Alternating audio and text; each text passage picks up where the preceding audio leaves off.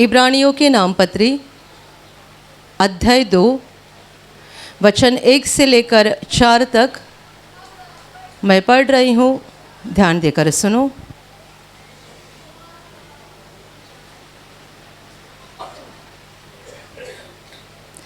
इस कारण चाहिए कि हम उन बातों पर जो हमने सुनी है और भी मन लगाए, ऐसा न हो कि बहककर उनसे दूर चले जाए।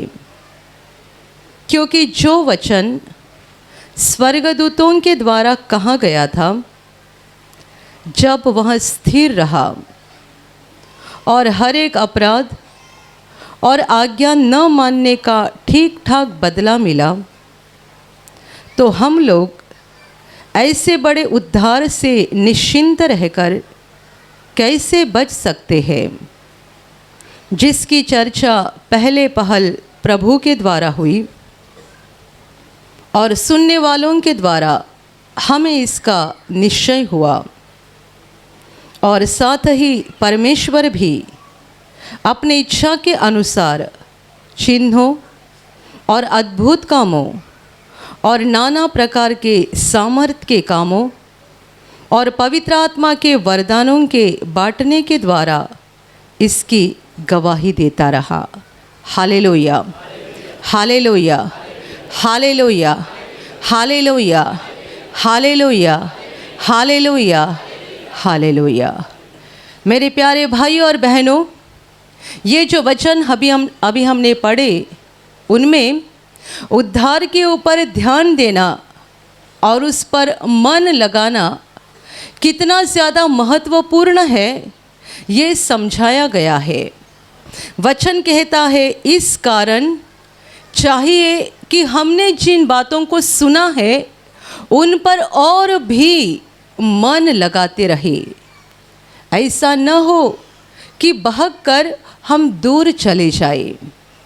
जिस उद्धार का सुसमाचार, जिस उद्धार के वचन को हमने सुना है, ग्रहण किया है, मान लिया है, उसकी ओर और भी मन लगाते रहे।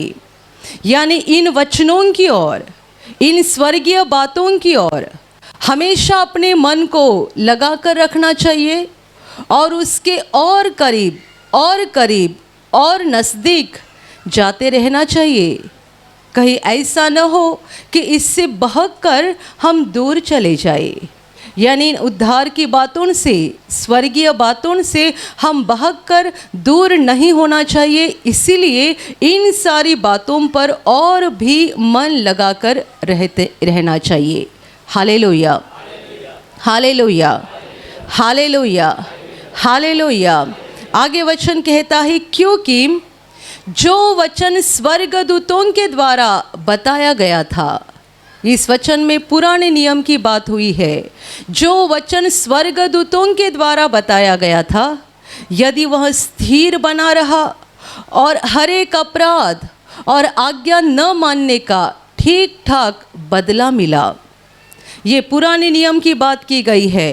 पुराने नियम में परमेश्वर के दूतों के द्वारा, परमेश्वर के सेवकों के द्वारा इज़राइल के लोगों को स्वर्ग के वचन मिले थे। पुराना नियम मिला था, उनको व्यवस्था मिली थी परमेश्वर के सेवकों के द्वारा, दासों के द्वारा। और जितनों ने उस पर नज़रअंदाज किया और परमेश्वर की आज्ञा को नहीं माना, उनको उनके हर एक अपराध का और आज्ञा न मानने का ठीक ठाक बदला मिला। पुराने नियम में हम पढ़ते हैं कि कैसे इज़राइली लोग परमेश्वर की बातों के ऊपर नज़रअंदाज करते जा रहे थे, परमेश्वर के वचनों के ऊपर और आज्ञाओं के ऊपर कैसे नज़रअंदाज कर रहे थे और उनका बदला उनके साथ कैसा हो गया, नतीजा क्या हो गया, ये भी बाइबल में लिखा गया है। तो वचन कहता है कि जो वचन स्वर्गदूतों के द्वारा बताया गया, यदि वह स्थिर रहा और हर एक अपराध और आज्ञा न मानने का ठीक ठाक बदला उनको मिला, तो यह इतना बड़ा उद्धार उसके ऊपर यदि हम नज़रअंदाज करेंगे, हम यदि उसके बारे में निश्चिंत रह जाएंगे, तो हम कैसे बच सकते हैं? क्योंकि इसके बताने की शुरुआत प्रभु के द्वारा हो गई। ये उद्धार का समाचार सबसे पहले परमेश्वर के पुत्र यीशु मसीह ने बताया। हालेलुया। पुराने नियम में परमेश्वर के वचनों को और परमेश्वर के बातों को बताने वाले इंसान थे। वे परमेश्वर के दास थे, परमेश्वर के सेवक थे, लेकिन आखिर वो इंसान थे। उद्धार का सुसमाचार हमें पहले पहल प्रभु के द्वारा बताया गया। इंसान ने नहीं, सीधे स्वर्ग से परमेश्वर इंसान बनकर धरती पर उतर आया और उसने हमें उद्धार का समाचार बताया। आगे लिखा गया है कि सुनने वालों ने, यानी जितनों ने प्रभु को देखा, प्रभु का अनुभव किया, उन सबों ने उसकी गवाही दी। और परमेश्वर भी साथ ही चिन्हों के द्वारा, अद्भुत कामों के द्वारा, नाना प्रकार के सामर्थ के कामों के द्वारा और पवित्र आत्मा के वरदानों के बांटने के द्वारा गवाही देते रहा है। हालेलुया, हालेलुया, हालेलुया, हालेलुया। मेरे प्यारे भाई और बहनों, उद्धार का समाचार, अनंत जीवन का समाचार, पाप क्षमा का समाचार, ये बहुत महत्वपूर्ण है और हमें इसे एक बार सुनकर छोड़ नहीं देना है, बल्कि वचन कहता है हमें उसकी ओर और भी मन लगाते रहना है, ताकि हम इससे बहकर दूर न चले जाए।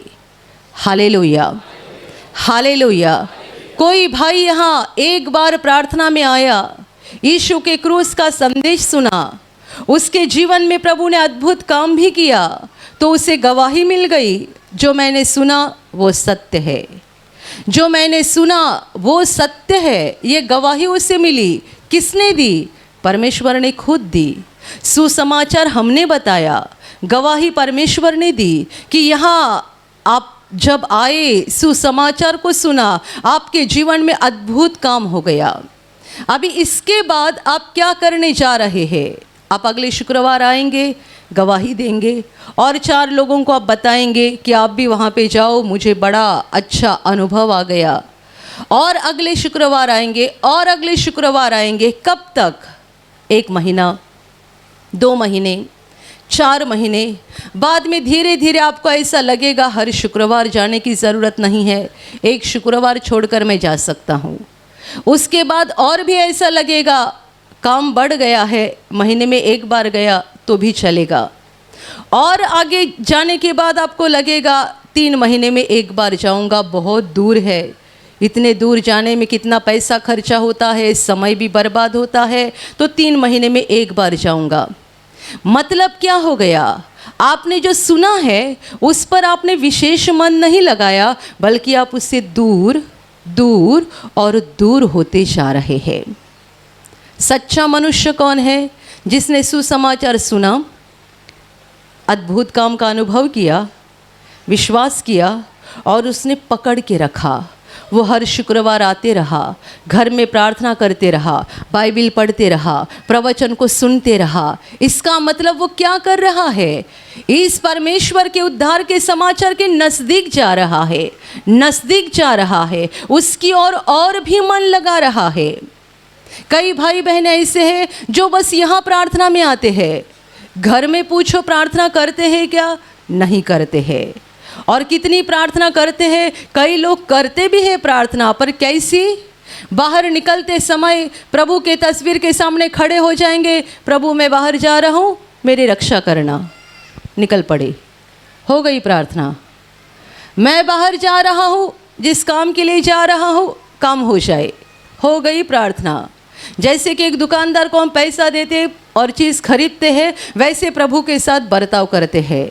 घर से बाहर जा रहे हैं, बस 1 या आधे मिनट के लिए प्रभु की तस्वीर के सामने या क्रूस के सामने खड़े रहेंगे, 2-4 वाक्य बोलेंगे और निकल पड़ेंगे, हो गई इनकी प्रार्थना। जो लोगों ने उद्धार के समाचार को सुना है उनका प्रभु के साथ एक व्यक्तिगत रिश्ता होना चाहिए। आपने 2 मिनट की नहीं, हर दिन 2 घंटे की प्रार्थना करनी चाहिए। प्रभु के सामने बैठना चाहिए। वो आपका बाप है, आपका बड़ा भाई भी है, आपका दोस्त भी है, आप कुछ भी उसको बता सकते हैं। आपका जो करीबी व्यक्ति है उससे भी वो आपके ज़्यादा करीब है। तो आपका उसके साथ ऐसा रिश्ता होना चाहिए कि हर दिन आपने उसके सामने आकर बैठना चाहिए, उससे सुनना चाहिए। बहुत बार हम प्रार्थना में बड़बड़ खूब बहुत करते हैं, प्रभु को बोलने नहीं देते हैं। उसके सामने बैठना है, उसकी सुननी है। ये परमेश्वर का वचन, जिंदा वचन बाइबिल, इसको खोलना है, पढ़ना है हर दिन 1 मिनट के लिए या 2 मिनट के लिए नहीं, बहुत पढ़ना है। यूट्यूब खोलो, प्रवचन सुनो। ये किसके लिए? इसके द्वारा आप परमेश्वर के उद्धार के समाचार के नज़दीक जा रहे हैं। वचन कहता है ऐसा न हो कि बहकर हम इससे दूर भटक जाए। हालेलुया, हालेलुया, हालेलुया।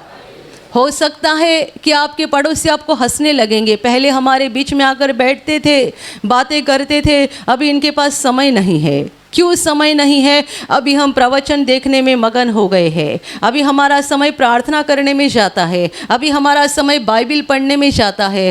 पहले समय बहुत रहता था, यहाँ वहाँ की दुनिया भर की बातें किया करते थे, अभी सब बंद हो गया।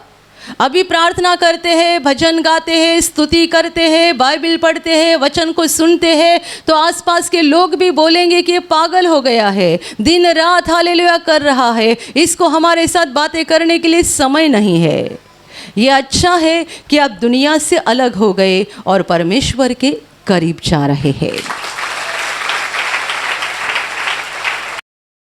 हालेलुया, हालेलुया, हालेलुया। वचन कहता है कि जो बातें हमने सुनी है उस पर हम ज़्यादा मन लगाए, विशेष मन लगाए। आप हर शुक्रवार जो यहाँ पे प्रार्थना में आते हैं या यूट्यूब पर नियमित रूप से प्रार्थना को देखते हैं, हम कुछ नई बात आपको नहीं बता रहे हैं, एक ही बात बता रहे हैं, परमेश्वर प्रेम है। परमेश्वर प्रेम है, वो अनंत प्रेम है। इसी बात को हम और गहराई में जाकर और अच्छी तरीके से आपको समझाने की कोशिश करते हैं। प्रभु के क्रूस के संदेश को अर्थात परमेश्वर के इस महान प्रेम को आपके सामने पेश करते हैं। हर शुक्रवार, हर शनिवार, हर रविवार हम यही काम करते हैं। सोमवार से लेकर बुधवार तक 3 दिन का निवासी शिविर होता है, इसमें भी हम यही काम करते हैं, दिन रात यही काम करते हैं। लोगों का ध्यान परमेश्वर की ओर लगाते हैं, परमेश्वर के प्रेम को दुनिया के सामने पेश करने की कोशिश करते हैं, परमेश्वर का प्रेम आपको दिखाने की कोशिश करते हैं। दिन रात यही चल रहा है। आप अगले शुक्रवार आएंगे तो आपको ऐसा नहीं पता चलेगा कि आज यहाँ यीशु के नाम से प्रार्थना या समाचार नहीं सुनाया जा रहा है, आज यहाँ कुछ तो अलग भाषण हो रहा है, या कुछ सिनेमा की चर्चा हो रही है, या कुछ राजनीति की चर्चा हो रही है, या कोई क्रिकेट की चर्चा हो रही है। कभी नहीं होगा। यहाँ हम बताते हैं एक ही संदेश जो हमने यहाँ पर लिख रखा है, परमेश्वर प्रेम है। इस प्रेम की हम गवाही दे रहे हैं। प्रेम कोई चीज नहीं है, प्रेम एक व्यक्ति है और उसका नाम है यीशु मसीह। हालेलुया, हालेलुया, हालेलुया। प्रेम कोई चीज नहीं है, प्रेम कोई भावना नहीं है। लोग प्रेम को भावना समझकर बैठते हैं, पर प्रेम भावना नहीं है, प्रेम एक व्यक्ति है और उस व्यक्ति का नाम है यीशु मसीह, और उसी की हम आपको पहचान कराते हैं। दिन रात हम आपको यही सिखा रहे हैं। क्यों? आपका ध्यान उसकी ओर लग जाए, आप उससे भटक न जाए, बहकर दूर न चले जाए। हमारे आसपास अंधकार की शक्ति बड़े पैमाने में काम कर रही है और वो दुष्ट चाहता है कि हमारा उद्धार ना हो जाए। वो दुष्ट चाहता है कि हम स्वर्ग में ना पहुँचे। वो दुष्ट चाहता है कि हम उसके साथ नरक में जाए और हमारी आत्मा का अनंत काल का विनाश हो जाए। और इसलिए दिन रात अंधकार की शक्ति हमारे आसपास काम कर रही है। यदि हमने इस सच्चे समाचार के ऊपर ध्यान नहीं लगाया और मन नहीं लगाया तो हम बहक जाएंगे और इससे दूर हो जाएंगे। हालेलुया, हालेलुया, हालेलुया, हालेलुया, हालेलुया। वचन कहता है कि जो बात हमने सुनी है उस पर और भी मन लगाते जाओ, वरना इससे बहक जाओगे, दूर हो जाओगे। आगे इसका और स्पष्टीकरण दिया है कि जो वचन स्वर्गदूतों के द्वारा बताया गया था वो स्थिर बना रहा। पुराना नियम जिसमें व्यवस्था लिखी गई है, व्यवस्था पूरी नहीं थी, आधी थी, क्योंकि व्यवस्था के द्वारा किसी का उद्धार नहीं हो सकता है, व्यवस्था के द्वारा कोई पाप क्षमा नहीं पा सकता है, और व्यवस्था के द्वारा कोई स्वर्ग में नहीं पहुंच सकता है, क्योंकि व्यवस्था में बहुत सारे नियम है, परमेश्वर की बहुत सारी आज्ञाएं हैं, और किसी ने सारी आज्ञा मानी, बस एक आज्ञा को तोड़ दिया तो वो पूरा ही पूरा पापी बन जाता है। परमेश्वर की इतनी सारी आज्ञा में से एक आज्ञा को भी तोड़ दिया तो वह मनुष्य पापी बन जाता है और स्वर्ग जाने के लायक नहीं रहता है। इसलिए व्यवस्था पूरी नहीं है, अधूरी है, और इस व्यवस्था के द्वारा कोई स्वर्ग में नहीं जा सकता है, किसी का उद्धार नहीं हो सकता है। ऐसी व्यवस्था के बारे में लिखा गया है कि यदि वे वचन भी स्थिर बने रहे और जितनों ने उसको नहीं माना, नज़रअंदाज कर दिया, उनको हर एक अपराध के कारण और उनके हर एक आज्ञा न मानने के कारण उनको उसका ठीक ठाक बदला मिला, उनको नतीजा झेलने पड़ा। तो हम इतने बड़े उद्धार की ओर यदि नज़रअंदाज करेंगे तो कैसे बच सकते हैं? Hallelujah, hallelujah. उद्धार यानी पापों की क्षमा, उद्धार यानी परमेश्वर के साथ शांति होना, मेल होना, उद्धार यानी अनंत जीवन। ये बातों के लिए यानी इस उद्धार को पाने के लिए हमने कुछ नहीं किया है, प्रभु ने किया है।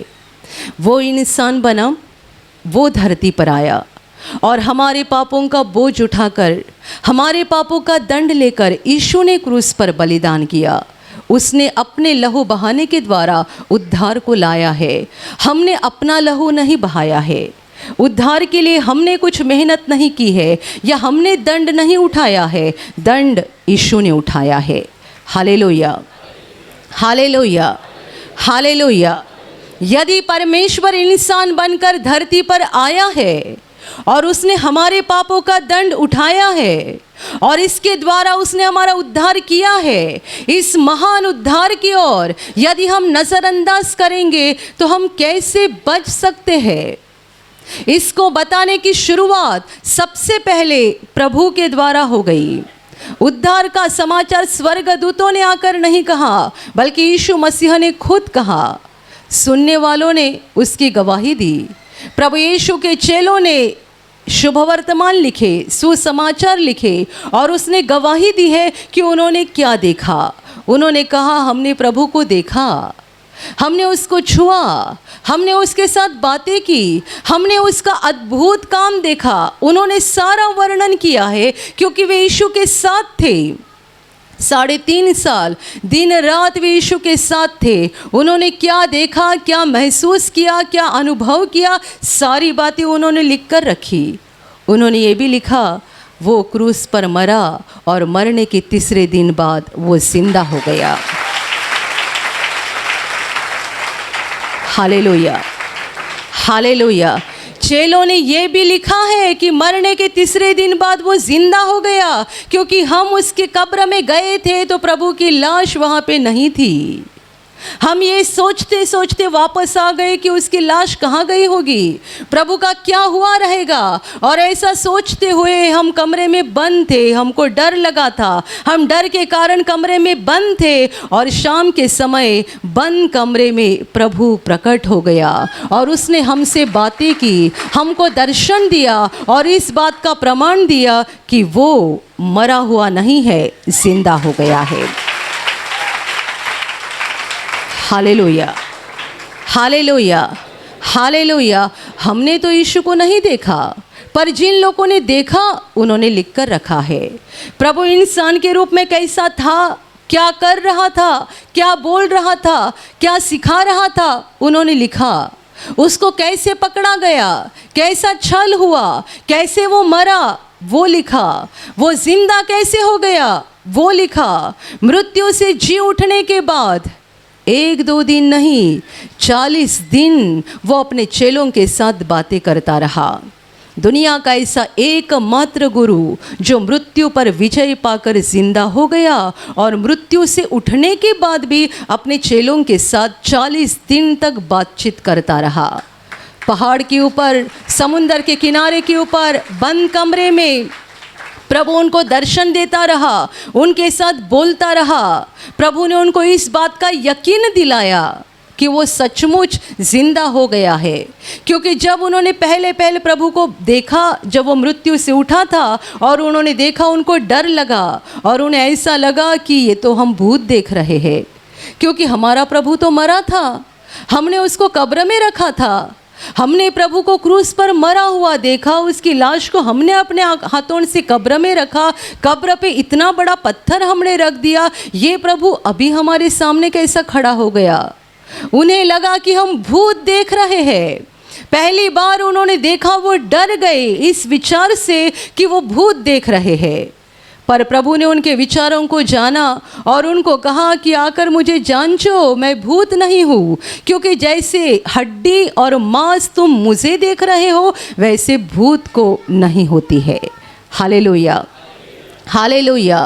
कितने सबूत दिए, कितने प्रमाण दिए, चेलों को यकीन हो गया। फिर प्रभु ने उनके साथ खाना खाया, प्रभु उनके साथ बैठा, उनके साथ भोजन किया, उनके साथ घंटे घंटे बातें किया। कब तक? 40 दिन। मृत्यु से जी उठने के बाद 40 दिन तक प्रभु अपने चेलों के साथ बातें करते रहा। और 40वें दिन जो पहाड़ प्रभु ने उनको बता कर रखा था, उस पहाड़ पर जब वो इकट्ठे हो गए तब प्रभु ने उनके साथ अंतिम बातें की, आखिरी बातें की। और प्रभु ने उनको आखिर ये कहा कि यरूशलेम को छोड़कर मत जाना, परमेश्वर पिता स्वर्ग से तुम्हें एक भेंट देने जा रहा है। जब तक ये भेंट, ये दूसरा सहायक तुम्हारे पास नहीं आता, तब तक यरूशलेम में ही रुके रहना, यहाँ से बाहर मत जाओ।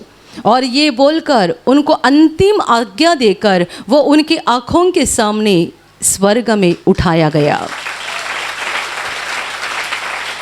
हालेलुया, हालेलुया, हालेलुया। वहाँ चेले मौजूद थे और उनके अलावा और भी कई लोग थे जो यीशु पर विश्वास करते थे, यीशु से प्रेम रखते थे।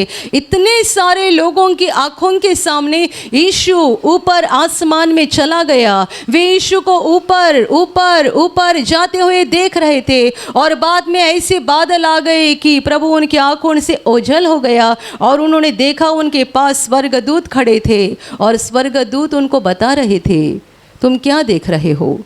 यह यीशु जिसे तुम इस तरीके से आसमान में जाते हुए देखे हो, ऐसा ही वो दोबारा आएगा। जिस तरीके से तुमने उसे जाते देखा है, उसी तरीके से वो दोबारा आएगा। हालेलुया, हालेलुया, हालेलुया। चेले प्रभु की महिमा करते करते वापस यरूशलेम में आ गए। जिस घर में रहते थे वहीं पे रहे, प्रार्थना करते रहे, क्योंकि प्रभु ने कहा था जब तक स्वर्ग से वो बड़ा वरदान नहीं उतरता तब तक यरूशलेम को मत छोड़ना। चेले रुके रहे, प्रार्थना करते रहे और वो दिन आ गया जिसे पेंटेकोस्ट कहा गया है, 50वां दिन। जब चेले एक कमरे में इकट्ठे होकर प्रार्थना कर रहे थे, जोर से आंधी होने लगा, भूमिकंप हुआ। जिस घर में वो बैठे थे वो घर हवा से भर गया और उन्होंने देखा आसमान से अग्नि के रूप में पवित्र आत्मा उनके ऊपर आके बैठा। हालेलुया। सब चेले पवित्र आत्मा से परिपूर्ण हो गए। वे अन्य अन्य भाषा बोलने लगे, प्रभु का समाचार बताने लगे, वचन बताने लगे और उस दिन से वो उस बंद कमरे से बाहर आ गए और यीशु के नाम का और सुसमाचार का प्रचार करने लगे। Hallelujah, hallelujah. ये सारी बातें जिन्होंने देखी उन्होंने लिख कर रखी। चेलों ने यीशु को देखा कैसा देखा, किस रूप में देखा, वो कैसे मरा, कैसे जीवित हो गया, जीवित होने के बाद कैसे कैसे बातें करता रहा, कैसे कैसे सिखाते रहा, 40वें दिन वो कैसे आसमान में गया, वो जाने के बाद स्वर्गदूतों ने उनको क्या संदेश दिया, और उसके चले जाने के बाद 50वें दिन 40वें दिन वो आसमान गया, और 10 दिन के बाद यानी 50वें दिन उनको पवित्र आत्मा मिल गया। ये सारी बातें चेलों ने देखी, अनुभव की, और यहाँ पर लिख कर रखी है ताकि हम भी विश्वास करें, हमें भी यकीन हो जाए। आगे वचन कहता है, साथ ही परमेश्वर भी। इस उद्धार के सुसमाचार के बारे में देखो क्या लिखा है। पहली बात, ये समाचार यीशु ने खुद बताया, किसी मनुष्य ने नहीं। दूसरी बात, जिन्होंने इसके बारे में देखा है, सुना है, अनुभव किया है, उन्होंने हमारे गवाही के लिए, सबूत देने के लिए लिख कर रखा है। और तीसरी बात, परमेश्वर भी अद्भुत कामों के द्वारा, नाना प्रकार के सामर्थ के कामों के द्वारा, चिन्हों के द्वारा और पवित्र आत्मा के वरदानों के बांटने के द्वारा इसकी गवाही दे रहा है। मतलब आज भी परमेश्वर इस उद्धार के समाचार की गवाही देता है। कैसी गवाही देता है? जहाँ जहाँ उद्धार का समाचार सुनाया जाता है वहाँ चिन्ह होते हैं, सामर्थ के काम होते हैं, चंगाई होती है, छुटकारा होता है, लोगों की बीमारी निकल जाती है, परेशानी निकल जाती है, श्राप निकल जाते हैं, लोगों के दिल में बड़ी खुशी आती है, शैतान के काम नष्ट हो जाते हैं, बंधन टूट जाते हैं, क्योंकि वचन कहता है परमेश्वर इस उद्धार के वचन की, उद्धार के बातों की, उद्धार के सुसमाचार की गवाही दे रहा है। चिन्हों के द्वारा, अद्भुत कामों के द्वारा, नाना प्रकार के सामर्थ के कामों के द्वारा और पवित्र आत्मा के वरदानों के बांटने के द्वारा आसमान से परमेश्वर खुद इस बात की गवाही दे रहा है।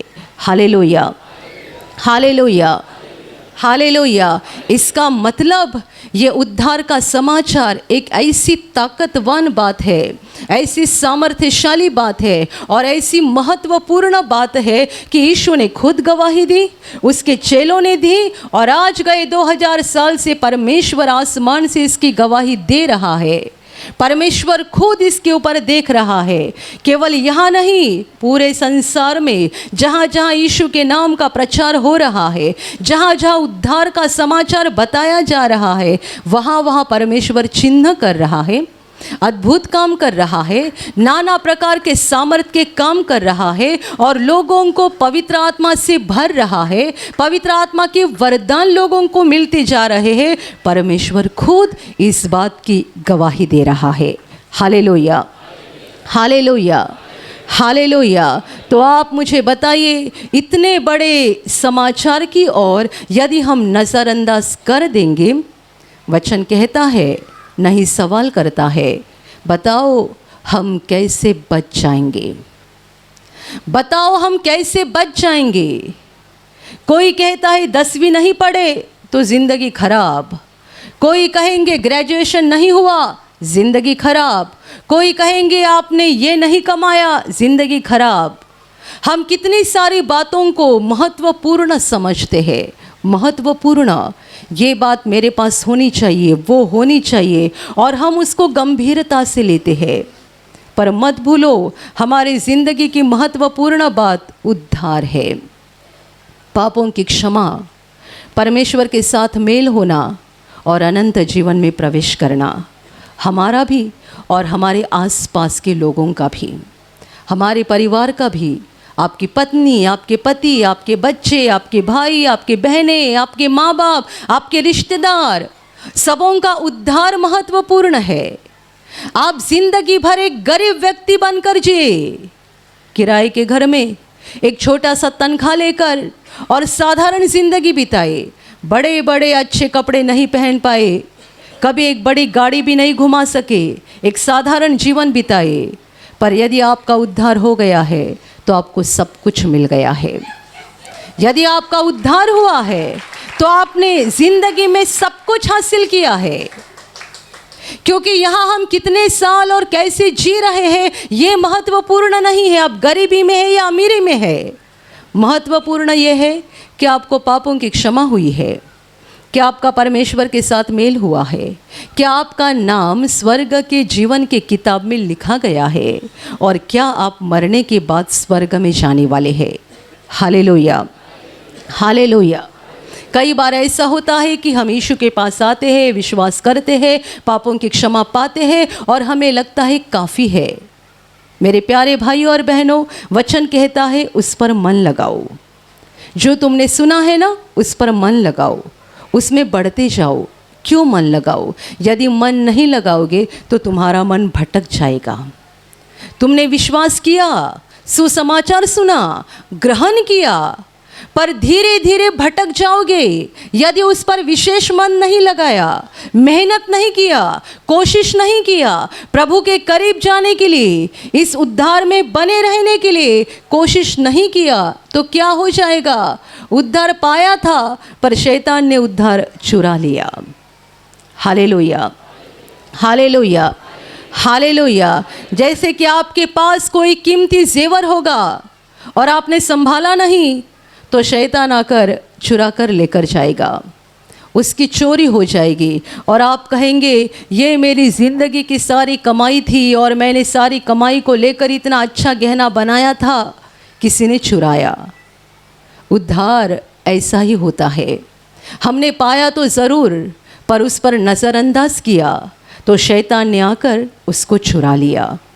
कितने सारे लोग विश्वास में चलते चलते रुकते हैं, फिर दोबारा शराब पीने लगते हैं, दोबारा गुटखा खाना शुरू होता है, दोबारा गलत काम शुरू करते हैं, दोबारा औरत की मारपीट शुरू हो जाती है, दोबारा सब गंदे काम शुरू हो जाते हैं। क्यों? जो उद्धार परमेश्वर ने आपको दिया था उस पर मन नहीं लगाया, उसमें बढ़ते नहीं गए। मन लगाओ गंभीरता से। कब तक? एक दिन के लिए नहीं, 2 दिन के लिए नहीं, मरते दम तक। यदि आप यीशु में चल रहे हैं, 10 साल हो गए, 15 साल हो गए, अभी भी आपको प्रवचन सुनने में अच्छा लग रहा है, तो आप आशीषित व्यक्ति हैं। आपके ऊपर अनुग्रह है। आपको विश्वास में चलते हुए 10 साल हो गए हैं और 10 साल के बाद भी आप बड़े लगन से प्रवचन सुन रहे हैं, बड़े लगन से प्रार्थना करते हैं, बड़े मन से बाइबल को पढ़ते हैं, बड़े दिल से प्रभु का भजन गाते हैं। इसका मतलब आपने उद्धार की ओर मन लगाया है। और आपको 10 साल हो गए और आप सोच रहे ये तो मैंने सुना है। हर बार कितने बार सुनना है? हालेलुया, हालेलुया, हालेलुया, हालेलुया। मुझे मेरे एक रिश्तेदार ने कहा, मैंने उसको कहा कि यूट्यूब पर ब्रदर के प्रवचन है, उसको सुनते रहना। उसका जवाब था, मैंने ब्रदर के प्रवचन सब सुने हैं, अभी कुछ सुनने का बाकी नहीं रह गया है।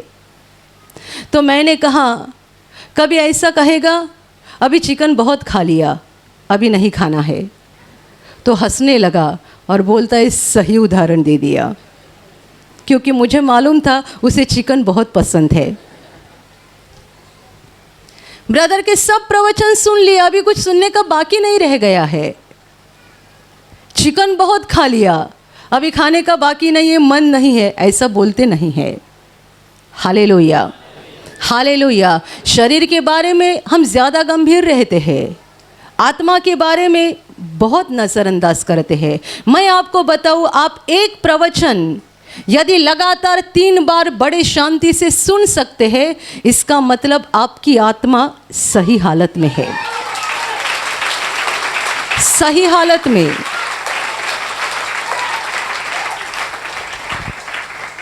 हालेलुया, हालेलुया, हालेलुया। मैंने एक औरत से सुना था, वो हाथ में बाइबल खोलकर बैठी हुई थी, तो हमने उसको पूछा, दिन रात हाथ में बाइबल लेकर तुम बैठी रहती हो, तो आज तक कितने वचन पाठ हुए रहेंगे ना? तो वो जवाब देती है, क्या पढ़ने का, बार बार वही तो पढ़ते जा रहे, कंटाल आ गया। क्या पढ़ने का, बार बार वही पढ़ते जा रहे हैं। पढ़ा बहुत, अंदर कुछ गया है क्या? बदलाव हुआ है क्या? मैं आपको कहती हूँ, प्रभु का हर वचन यदि मैं हर दिन पढ़ूंगी ना, एक ही वचन, तो हर दिन वो मुझे नया आनंद देता है, हर दिन नया आनंद देता है। बाइबल का सबसे प्रमुख वचन यूहन्ना 3:16, परमेश्वर ने जगत से इतना प्रेम किया कि उसने अपना इकलौता पुत्र दे दिया, ताकि जो कोई उस पर विश्वास करे वह नष्ट न हो परंतु अनंत जीवन पाए। ये वचन जब जब मैंने बोला है उत्साह के साथ बोला है, ये नहीं बोला कितने बार बताने का, नहीं। परमेश्वर का हर एक वचन, एक ही वचन मैं यदि हर दिन पढ़ूंगी तो हर दिन मुझे नई खुशी मिलती है, नई खुशी। जैसे कि बाइबल कहती है परमेश्वर की दया हर सुबह नई होती जाती है, परमेश्वर का अनुग्रह हर सुबह नया होता है। बिल्कुल वैसे मेरे लिए परमेश्वर के वचन भी हर दिन नए होते हैं। मुझे नहीं लगता मैं कुछ पुरानी बात को पढ़ रही हूँ। एक ही वचन को मैंने अपनी ज़िंदगी में कितनी बार पढ़ा होगा, तो भी जब मैं उसको दोबारा पढ़ती हूँ मुझे और खुशी मिलती है और मैं और पढ़ते जाती हूँ और पढ़ते जाती हूँ। और मैंने कई लोगों को देखा है वो बाइबल कैसे पढ़ते हैं, जैसे कि हम एक न्यूज़पेपर पढ़ते हैं, अखबार फटाक फटाक फटाक से पढ़ते पढ़ते पढ़ते पढ़ते जाते हैं। इसमें से आपको कुछ नहीं मिलेगा। आपको जो चीज़ अच्छी लगती है ना, आप उसको कैसे खाते हो बताओ? चबा चबा के खाते हैं ना, ताकि तुरंत ख़त्म ना हो जाए। और जो चीज़ पसंद नहीं होती है वो एक के बाद धकेले जाते, एक बार ख़त्म हो जाए। सही है ना? तो बाइबल ऐसा मत पढ़ो जैसे आपके सामने वो प्लेट आई है जो आपको पसंद नहीं है और आप उसको जल्दी ख़त्म करना चाहते हैं। हमारी जो प्रार्थना है, हमारी प्रार्थना नहीं, प्रभु ने सिखाई हुई प्रार्थना, वो भी प्रार्थना लोग इतने तेज़ी से करते हैं। मैंने कहा क्या मिलता है उससे? ऐसी प्रार्थना करो कि उस प्रार्थना का हर एक शब्द तुम्हारे दिल से आना चाहिए, ज़बान से नहीं, मुँह से नहीं, दिल से होना चाहिए। बाइबल ऐसा पढ़ो, ऐसा कि जैसे तुम्हारे मन पसंद की कोई चीज़ है और उसको खाते समय तुम ऐसा सोचते हो ये ख़त्म ना हो जाए, ये ख़त्म ना हो जाए। तुम चबा चबा के खाते हो और यदि ख़त्म होने को आ गया तो और ज़्यादा चबाते हो ताकि ये स्वाद मुँह में ज़्यादा रहे। बिल्कुल वैसे ही बाइबल को पढ़ो। मैं आपको जो बताती हूँ ना, ये आत्मिक सलाह है, आप उस रीति से बाइबल को पढ़ो। मैं आपको ये नहीं कहूँगी हर दिन 10 पन्ने पढ़ो, 10 पन्ने पढ़ने की ज़रूरत नहीं है। आप एक ही पन्ना लेकर 2 घंटा पढ़ो, एक ही पन्ना, देखो कितना आत्मिक स्वाद से भरा हुआ है। परमेश्वर का वचन आत्मिक स्वाद से भरा हुआ है। आप जितने पढ़ते जाओगे ना, आपको रोशनी मिलती जाएगी, खुशी मिलती जाएगी और आपको लगेगा और पढ़ते जाओ और पढ़ते जाओ और पढ़ते जाओ। इसीलिए मैंने कहा यदि आप एक प्रवचन लगातार 3 बार सुन सकते हैं, आपको कंटाला नहीं आता है, इसका मतलब आपकी आत्मिक हालत ठीक है। यदि आपने एक बार सुना और वो भी सुनते सुनते नींद आ रही है और कंटाला आ रहा है, थोड़ा आज सुना थोड़ा बाद में सुनूंगा, इसका मतलब आप आईसीयू में है, आपकी आत्मा की हालत गंभीर है। हालेलुया, हालेलुया, हालेलुया। उद्धार की ओर मन लगाओ, उद्धार के बातों की ओर ध्यान लगाओ, प्रार्थना में नियमित रूप से आते रहो, हर दिन प्रार्थना करो। आपका प्रभु के साथ एक रिश्ता होना चाहिए।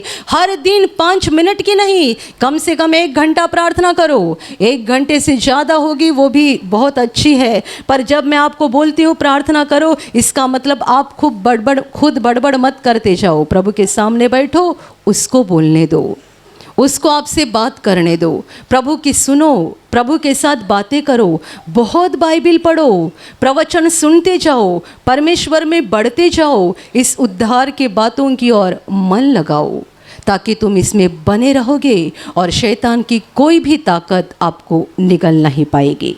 Hallelujah, hallelujah. यदि बने नहीं रहोगे, उस पर ध्यान नहीं दोगे, तो बहकर दूर होते जाओगे। Hallelujah, hallelujah. कई लोग ऐसे होते हैं, थोड़ा समय प्रार्थना हो गई कि मोबाइल निकाला, दुनिया भर के सिनेमा और दुनिया की चीज़ें देखना शुरू हो गया। उन्हें लगता है अभी इतना प्रार्थना किया ना, अभी थोड़ी एंटरटेनमेंट करेंगे। देखिए, सच्ची खुशी प्रभु में है, दुनिया में नहीं। यदि आपको प्रार्थना होने के बाद लगता है थोड़ा सा सिनेमा देखे, थोड़ा सा गेम खेले, इसका मतलब आपकी प्रार्थना सच्ची प्रार्थना हुई नहीं। आपकी प्रार्थना सच्ची प्रार्थना हुई नहीं। यदि आपने पेट भर खाना खाया है और उसके बाद आपको दूसरा खाना दिया गया तो आप खाएंगे क्या? आप कहेंगे अभी तो नहीं खा सकता, पेट भर गया। आपने प्रार्थना किया और उसके बाद आप बोल रहे हैं बस आज दिन भर प्रार्थना में था, अभी थोड़ा समय जरा सिनेमा देखता हूँ या मोबाइल में गेम खेलता हूँ, थोड़ी एंटरटेनमेंट करता हूँ। इसका मतलब आपको उस प्रार्थना से कुछ नहीं मिला है।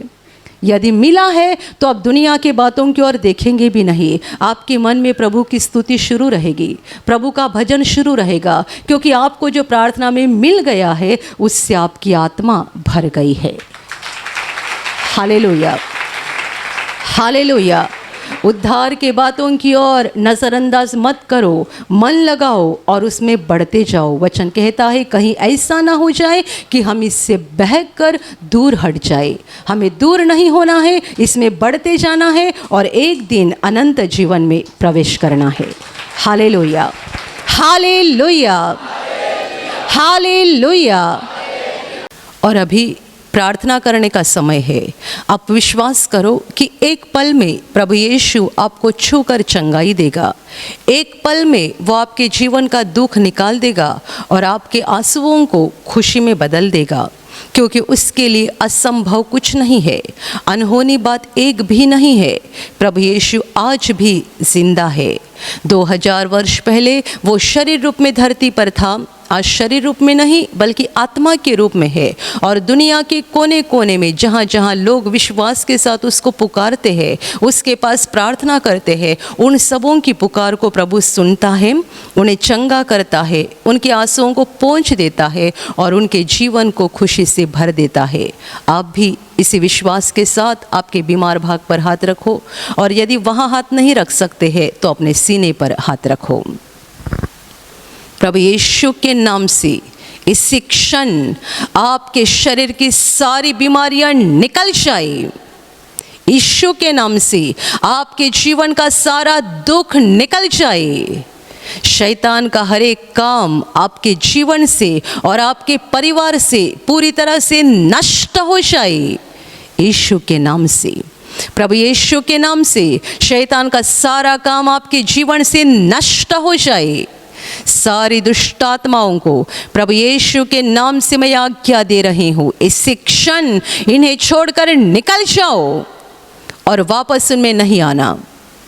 इसी क्षण प्रभु का महान सामर्थ आपके ऊपर आ जाए, प्रभु का महान सामर्थ आपके ऊपर आ जाए, प्रभु का महान सामर्थ आपके ऊपर आ जाए। इसी घड़ी पवित्र आत्मा की खुशी आपके दिल में आ जाए, पवित्र आत्मा की शांति आपके दिल में आ जाए और आपका जीवन स्वर्ग की रोशनी से भर जाए। आमीन।